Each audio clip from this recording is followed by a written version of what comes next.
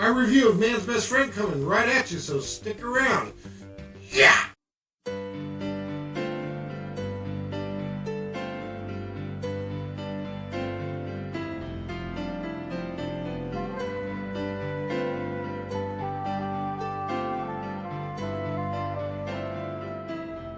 What's happening, fellow den dwellers and dog lovers? I'm Scott. Thanks for clicking on my channel. This is the Movie Den.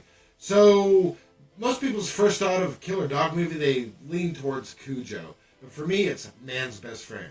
Now, I think Cujo's the better film, but Man's Best Friend just has more rewatch value for me because of just how crazy it plays out. Now, before I really dig into this, I want to say to those who have not seen this film yet, the home media release, you know, the VHS, DVD, Blu-ray, their cover art is this.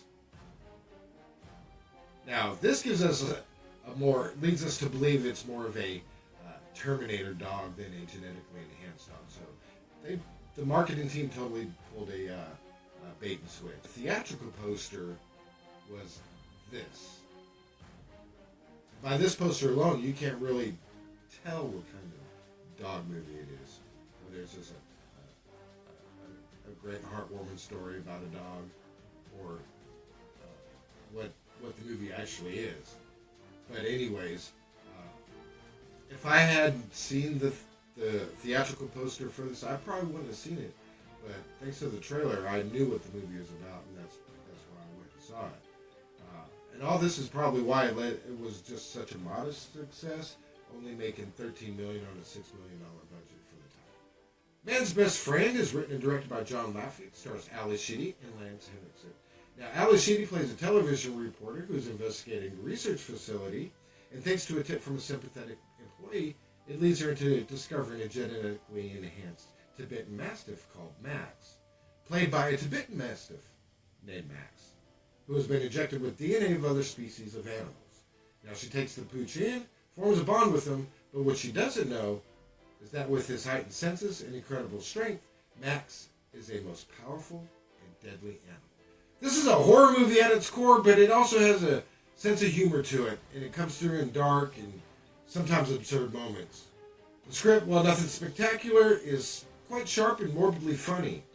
Now, it's not a great movie by any means. In fact, it's quite stupid, but it has its moments that make it entertaining and fun to watch.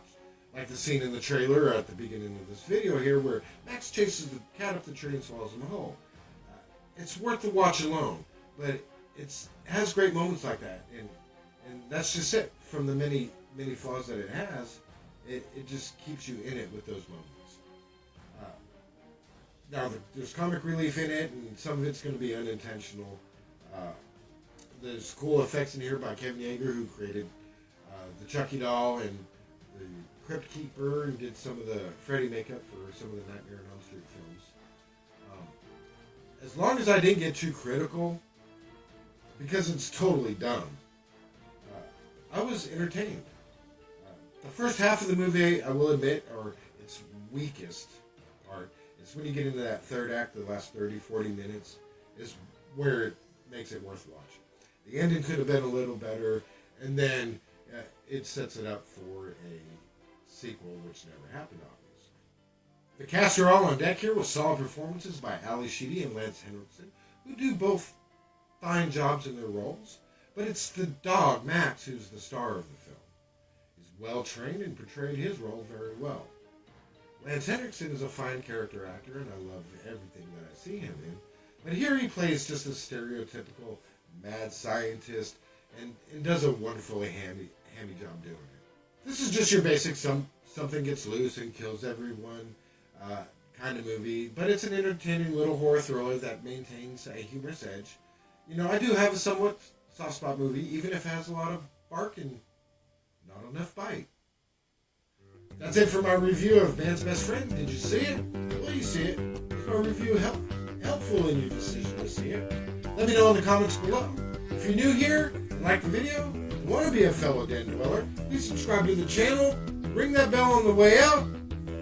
Guys, thanks for tuning in to the channel. See you next time.